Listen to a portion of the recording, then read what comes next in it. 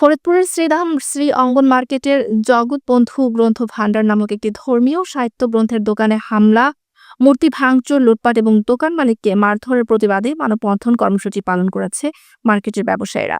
বৃহস্পতিবার দুপুরে শ্রী অঙ্গন মার্কেটের সামনে এই মানববন্ধনের আয়োজন করা হয়।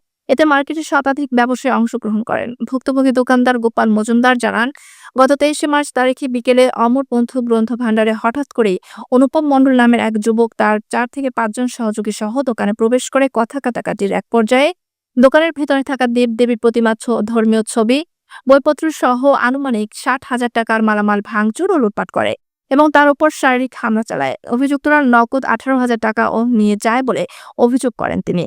মানববন্ধনে উপস্থিত ছিলেন ব্যবসায়ী কমল বিশ্বাস, ভাস্কর ভৌমিক, মানসা চক্রবর্তী, পরশর বন্ধ ব্রহ্মচারী, উত্তম শীল সহ শ্রীরাম শ্রী অঙ্গনের মার্কেটের অন্যান্য ব্যবসায়ীবৃন্দ।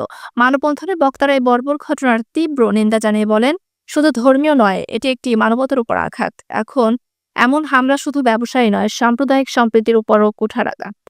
তারা প্রশাসনের কাছে দাবি জানান, হামলার সঙ্গে জড়িতদের অবিলম্বে গ্রেপ্তার করে দৃষ্টান্তমূলক শাস্তির ব্যবস্থা করতে হবে।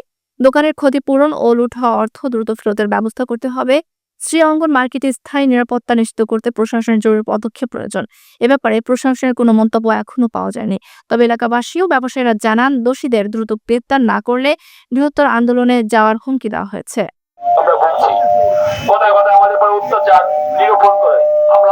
পুলিশের কাছে আমাদের নিরাপত্তা দাবি করছি। এই শ্রী অঙ্গনের মার্কেটে যত ধরনের নাশকতা, ভাঙচুর, যা কিছুই হোক, আমাদের এটা নিরাপত্তার প্রয়োজন। আমরা সবার কাছে একটাই দাবি, আমাদের এই শ্রী অঙ্গনের সমস্ত শ্রী অঙ্গনের নিরাপত্তা দাবি করছি। এই নিরাপত্তা চাই। এই আঙ্গিনা মার্কেটে যে কোনো রকম সবসময় আমরা অত্যাচারিত হচ্ছি। যে পোলাপান আছে, টাকা চায়, চান্দা চায়, এইগুলো আপনারা একটু আমাদের সমাধানের ব্যবস্থা করেন। অভিযোগ জানাইছি, আমাদের কোনো মামলা এখন তৈরি হয় নাই, বুঝলেন?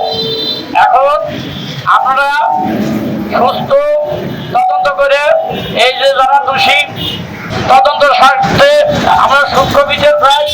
আপনারা আমাদের এই বিচারটা আপনারা যাতে হয় সেই ব্যবস্থা নেবেন।